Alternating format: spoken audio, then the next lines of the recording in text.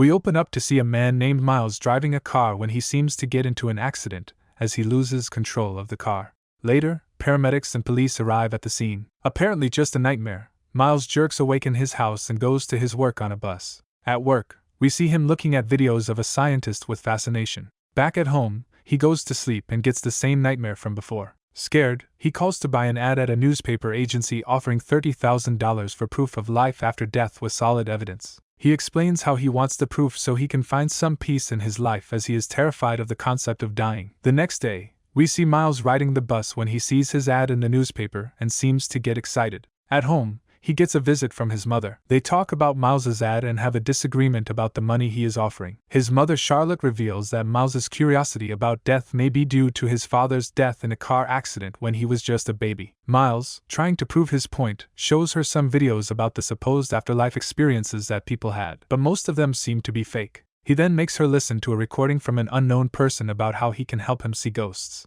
Later on, the mother-son duo filter out supposed candidates from the countless ones who sent replies after seeing the ad. They settle on a scholar who has a technique to contact the supernatural, a medium who can show someone their own death, and an entrepreneur who had the same motive as Miles and traveled the world, finding a mystic box that made him see what he wanted. The next day, we see Miles getting a ride from his mother to meet the scholar. The scholar, named Dr. Ellison, questions Miles about his fears of death. Charlotte, not really liking the direction this is going, asks him to get to the point. Miles also tells him that he will hand over the check anytime if he agrees to help him. Seeing this, Ellison asks Miles about his fear of ghosts and goes on to tell how doors to the supernatural open when you are paralyzed in fear. Agreeing to this insane idea, they decide to go to the place Miles is most scared of, which turns out to be his old middle school. On their way, Ellison asks Miles why he is scared of the place, and we learn that his shy friend Kieran was brutally killed and his body was stuffed in a locker of the school, creeping everyone out. Finally at the site, Ellison prepares Miles for his experience while giving him a shady salt to heighten his fears despite Charlotte's reluctance. He hands a headset to Miles so he can talk to him. Starting the experiment, Miles enters the place as Charlotte warns Ellison not to play any games with her son. Miles walks the hallways as Ellison starts to talk to him to induce fear into him. He asks Miles to call out for Kieran as he goes upstairs where Kieran was stuffed. Now terrified by the creepy sounds along with the scene, Miles goes to the locker. Miles calls out for Kieran again as Ellison tells him to open the locker. We see him get creeped out, taking the headphones off. Suddenly, out of nowhere, we see a kid pop out at Miles, making him just get the hell out of there. Outside, he tells Ellison about what he saw, but we learn that it was just a kid, caught by Charlotte, who was stationed there by Ellison to fool them into believing him. Ellison tries to give lame excuses about how he thought it would induce Miles to see something, but it didn't work. Going back home in the car, Miles recalls how he used to sit in the backseat while looking at his parents who were clearly in love. Charlotte goes on to tell Miles that this plan of his will not work, and even if it does, it may not give him the closure that he wants. The next day, they arrive at Josephine, the medium's workplace as well as her house. She invites them into her house while telling them to sit down. She goes on to talk but suddenly starts to get agitated before running away. Confused by her behavior,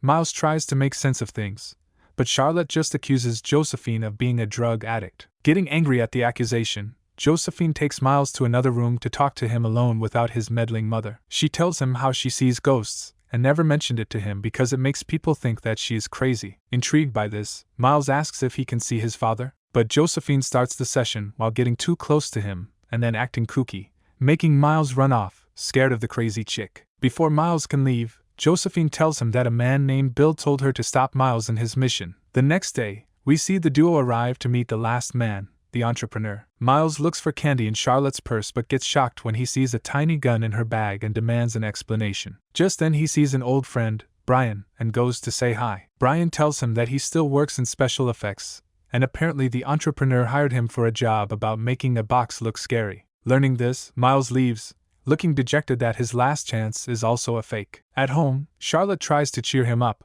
but Miles is still dead set on finding his answer. This makes Charlotte tell him how if there is nothing after death, it's a good thing as no one will judge them.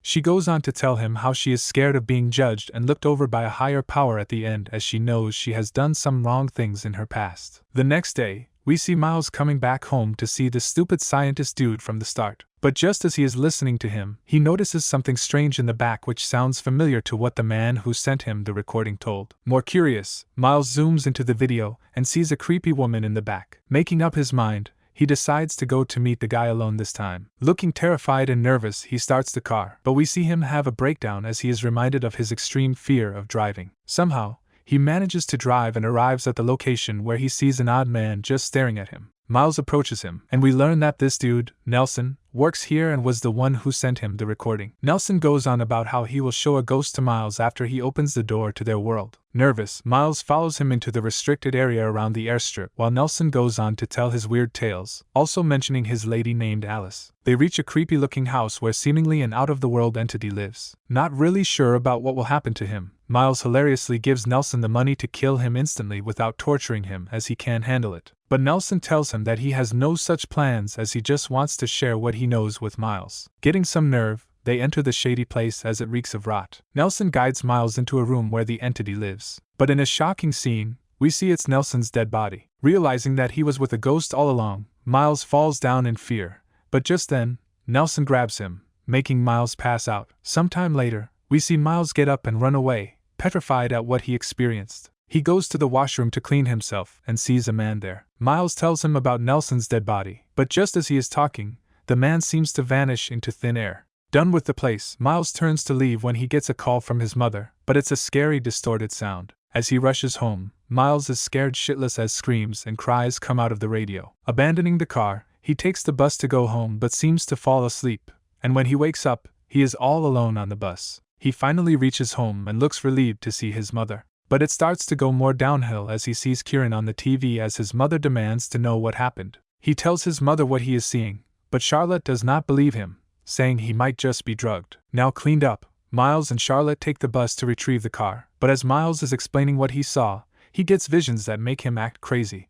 Out of nowhere, Miles asks what really happened to his father, so Charlotte reveals that his father had similar episodes before he killed himself by hanging as he didn't die in the car crash like she told Miles all those years ago. And in a shocking revelation, we learn that she used to call him Bill. Realizing that Josephine told him the truth, Miles goes to meet her, plagued by the scary visions. Arriving there, he demands to see Josephine, who takes him into her room and tells him to relax as he is safe now. As they are talking, we see Nelson in the room with them as well, which makes Miles break down as he is scared that he will kill him. Josephine tries to calm him while telling him the story of her grandmother, who was able to get free of the ghost after she fulfilled its last wish. Josephine asks Miles if Nelson mentioned anyone, to which Miles tells her how Nelson is looking for a woman named Alice, who he wants to kill so she can join him in the afterlife. Hearing this, Josephine shows Miles how he can get power over the spirit and can get eternal peace if he imagines death and what comes after it. Later on, after getting some words of wisdom from Josephine, Miles leaves, but on his way, he sees a ghost beggar lady that just makes him rush out in a hurry. He drives the car while seeing the visions, but we see he is able to reach home safely. Seeing him, Charlotte apologizes to him and asks how his visit went. Surprisingly, we see Charlotte believes him,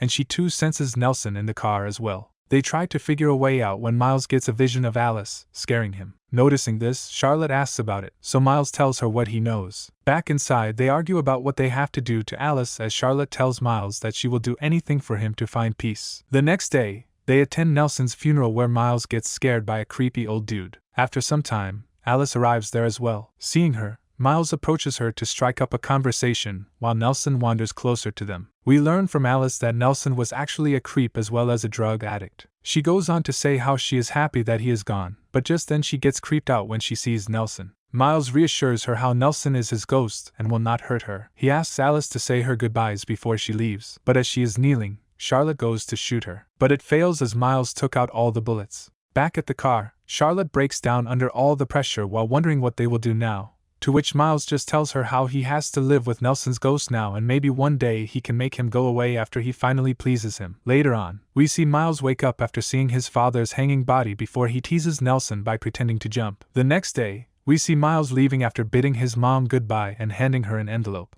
Charlotte goes to Josephine's house to hand her the envelope containing the check. On the other hand, Miles meets up with Alice at the airstrip. Alice tells him how she wants Nelson to let him go, but as she is talking, she shoots per Miles to kill him so she can make Nelson go away as well. Charlotte meets up with Josephine, who urgently tells her that Bill is here again, telling her to make Charlotte go to Miles as he needs her. Alice tells Miles how she is sorry, but we learn that it was actually her who killed Nelson to apparently save her son.